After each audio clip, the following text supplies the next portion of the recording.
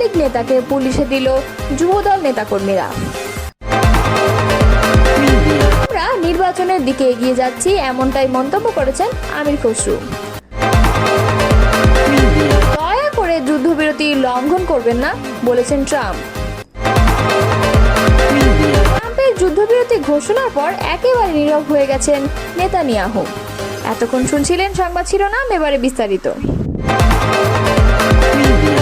নিষিদ্ধ ঘোষিত সংগঠন ছাত্রলীগের এক নেতাকে পিটিয়ে পুলিশে দিয়েছে যুবদল নেতাকর্মীরা। সোমবার রাত 8:30টার দিকে নগরীর বোয়ালিয়া থানার শহর রক্ষা বাঁধ সংলগ্ন বড়কুঠি আইন কলেজ মাঠ থেকে তাদের আটক করা হয়। ছাত্রলীগ নেতা সুমন আলী নাটোরের বাগদিপাড়ার মোহাম্মদ বদিউজ্জামানের ছেলে। তিনি বাগদিপাড়ার ইউনিয়ন ছাত্রলীগের সভাপতি বলে জানা গেছে।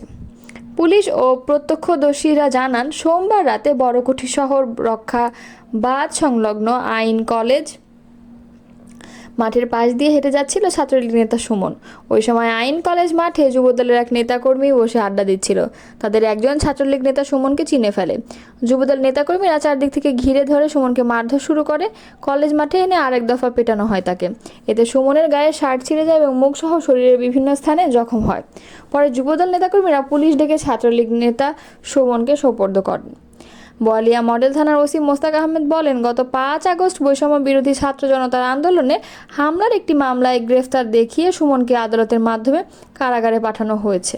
বিএনপি স্থায়ী কমিটির সদস্য আমির খসরু মাহমুদ চৌধুরী বলেছেন, নিশ্চিতভাবে আমরা ফেব্রুয়ারির প্রথমার্ধে নির্বাচনের দিকে এগিয়ে যাচ্ছি। জাতি এগিয়ে যাচ্ছে, ঐক্যবদ্ধভাবে এটা হচ্ছে।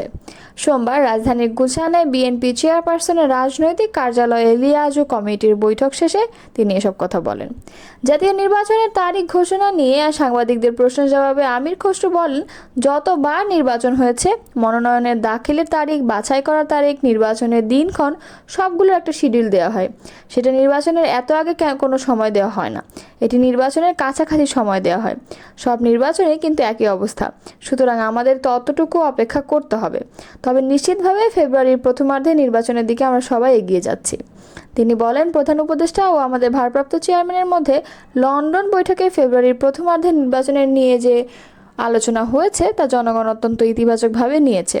বিএনপি স্থায়ী কমিটির সদস্য বলেন, জনগণের মধ্যে যে আশঙ্কা ছিল সেটা কেটে গেছে। সমস্ত জাতি এখন নির্বাচনী টানেলে প্রবেশ করেছে। আমরা সবাই নির্বাচনের দিকে এগিয়ে যাচ্ছি। গণতন্ত্র পুনরুদ্ধার ও তাকে প্রাতিষ্ঠানিক রূপ দেওয়া, জনগণের রাজনৈতিক, সাংবিধানিক, গণতান্ত্রিক অধিকার প্রতিষ্ঠিত করার জন্য একটি নতুন বাংলাদেশ গড়ার শপথ নিয়ে আমরা সবাই ঐক্যবদ্ধভাবে এগিয়ে যাচ্ছি। গণফোরামের সভাপতি পরিষদের সদস্য অ্যাডভোকেট এস.এম. আলতাফ হোসেন বলেন, 15 বছরের বেশি স্বৈরাচারী ফ্যাসিস্ট আওয়ামী লীগ সরকারের বিরুদ্ধে আমরা ঐক্যবদ্ধভাবে আন্দোলন সংগ্রাম করেছি একটি গণতান্ত্রিক সরকার প্রতিষ্ঠার জন্য। সেই আন্দোলনের ধারাবাহিকতায় 5 আগস্ট ফ্যাসিস্ট সরকারের উৎখাত হয়েছে। এখন একটি নতুন মানবিক বাংলাদেশ প্রতিষ্ঠার বিরল সুযোগ এসেছে। লিয়াজু কমিটির বৈঠকে আরও উপস্থিত ছিলেন গণফোরামের সভাপতি পরিষদের সদস্য অ্যাডভোকেট সুব্রত চৌধুরী, গণফোরামের নেতা জগলুল হায়দার আফ্রিক ও সুরায়া বেগম এবং মুশতাক আহমেদ ও সেলিম আকবর। চীন সফরের দ্বিতীয় দিনে বিএনপি মহাসচিব মির্জা ফখরুল ইসলাম আলমগীর ও তার নেতৃত্বাধীন প্রতিনিধি দলের সদস্য দেশটির পররাষ্ট্র মন্ত্রণালয়ের উপমন্ত্রী সান ওয়েডং-এর সঙ্গে বৈঠক করেছেন। মঙ্গলবার বাংলাদেশ সময় সকাল তারা এই বৈঠক করেন। বিএনপি মিডিয়া সেলের সদস্য সাইরুল কবির খান জানান, মঙ্গলবার সকালে সৌহার্দ্যপূর্ণ পরিবেশে উভয় পক্ষের আলোচনা শুরু হয়। সোমবার রাতেই মার্কিন প্রেসিডেন্ট ট্রাম্প বলেছিলেন, ইরান ইসরায়েলের মধ্যে যুদ্ধবিরতি হয়েছে।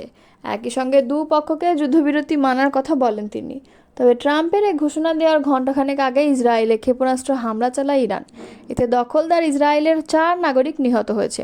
এদিকে যুদ্ধবিরতির ঘোষণার পর নিজের মালিকানাধীন সোশ্যাল প্ল্যাটফর্ম ট্রুথ সোশ্যালে একটি পোস্ট দিয়েছেন ট্রাম্প। এতে তিনি লেখেন, যুদ্ধবিরতি কার্যকর হয়েছে, দয়া করে কেউ যুদ্ধবিরতি লঙ্ঘন করবেন না। ইরান ইসরায়েলের সংঘাতের 12 দিনের মাথায় অর্থাৎ সোমবার ট্রাম্প যুদ্ধবিরতির কথা বলেন। ওই সময় তিনি ইঙ্গিত দেন, ইসরায়েল ও ইরানের চলমান মিশনগুলো সম্পন্ন করার জন্য সময় পাবে। ট্রাম্পের এই বিবৃতিতে আগে তেল আবিব ও বীরশেবায় বিস্ফোরণের শব্দের কথা শব্দ শোনার কথা জানান প্রত্যক্ষদর্শীরা। ইসরায়েলের সামরিক বাহিনী বলছে মঙ্গলবার সকাল থেকে 6 দফায় ক্ষেপণাস্ত্র হামলা চালিয়েছে ইরান। ইসরায়েলের ন্যাশনাল অ্যাম্বুলেন্স সার্ভিস বলছে তেহরানের হামলায় বীরসেবায় 4 জন প্রাণ হারিয়েছেন। মঙ্গলবার সকালে ইরানের সংবাদ সংস্থা SNN জানায় যুদ্ধবিরতি কার্যকর হওয়ার আগে শেষ দফায় তেহরান হামলা চালিয়েছে। ইরানি সংবাদ মাধ্যমগুলো জানিয়েছে ইসরায়েল সোমবার রাতভর ইরানের বিভিন্ন স্থানে হামলা চালিয়েছে। এতে ব্যাপক ক্ষয়ক্ষতির পাশাপাশি বেশ কয়েকজনের প্রাণহানি ঘটেছে। এমনকি হামলায় আরও একজন পরমাণু বিজ্ঞানীকে হত্যা করেছে ইসরায়েল। মূলত ইসরায়েলের ওই হামলার জবাবেই মঙ্গলবার সকালে ক্ষেপণাস্ত্র হামলা চালায় ইরান। এদিকে যুদ্ধবিরতি প্রসঙ্গে হোয়াইট হাউসের একজন ঊর্ধ্বতন কর্মকর্তা বলেন ট্রাম্প ইসরায়েলি প্রধানমন্ত্রী বেনিয়ামিন নেতানিয়াহুর সঙ্গে ফোন আলাপ করেছেন। ওই ফোন আলাপে যুদ্ধবিরতির জন্য মধ্যস্থতা করেছিলেন মার্কিন প্রেসিডেন্ট। তখন ইসরায়েলি প্রধানমন্ত্রী বলেছেন যতক্ষণ না পর্যন্ত ইরান আক্রমণ না চালাবে ততক্ষণ পর্যন্ত তারা যুদ্ধবিরতি মানবে। ইরানের এক ঊর্ধ্বতন কর্মকর্তাও যুদ্ধবিরতির বিষয়ে ইঙ্গিত দিয়েছেন। তবে ইরানের পররাষ্ট্রমন্ত্রী ইসরায়েলের হামলা বন্ধ না হওয়া পর্যন্ত কোনো যুদ্ধবিরতি হবে না বলে সাফ জানিয়ে দিয়েছেন। সোশ্যাল প্ল্যাটফর্ম এক্সে দেওয়া এক পোস্টে ইরানের পররাষ্ট্রমন্ত্রী আব্বাস আরগাচি লেখেন, আমাদের সামরিক অভিযান বন্ধের বিষয়ে চূড়ান্ত সিদ্ধান্ত পরে নেওয়া হবে।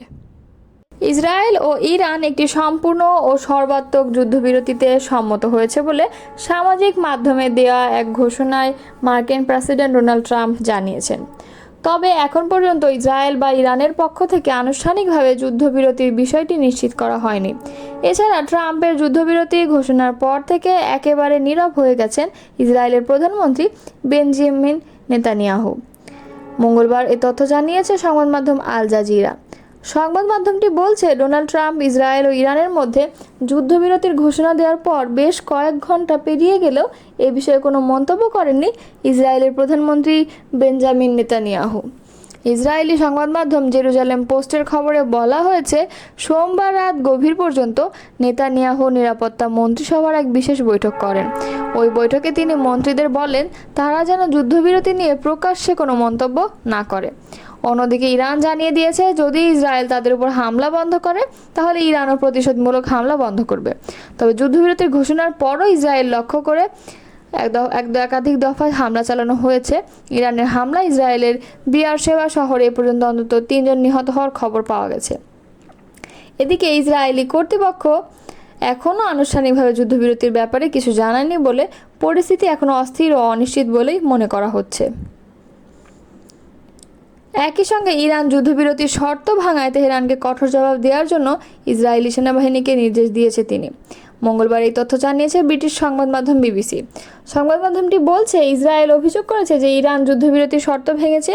দেশটির প্রতিরক্ষা মন্ত্রী ইসরায়েলের কাটজ এক বিবৃতিতে জানিয়েছেন তিনি ইসরায়েলি সেনাবাহিনীকে নির্দেশ দিয়েছেন যুদ্ধবিরতি লঙ্ঘনের কঠোর জবাব দিতে এবং তেহরানের কেন্দ্রস্থলে অবস্থিত ইরানি সরকার ঘনিষ্ঠ লক্ষ্যে তীব্র হামলা চালাতে। অন্যদিকে ইসরায়েলি সেনাবাহিনী বলেছে তারা ইরান থেকে উৎক্ষেপণ করা কতকগুলো ক্ষেপণাস্ত্র শনাক্ত করেছে।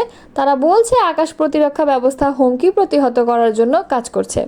সবাইকে আশ্রয়কেন্দ্রে যেতে এবং পরবর্তী নির্দেশ না দেওয়া পর্যন্ত সেখানে থাকতে বলেছে তারা।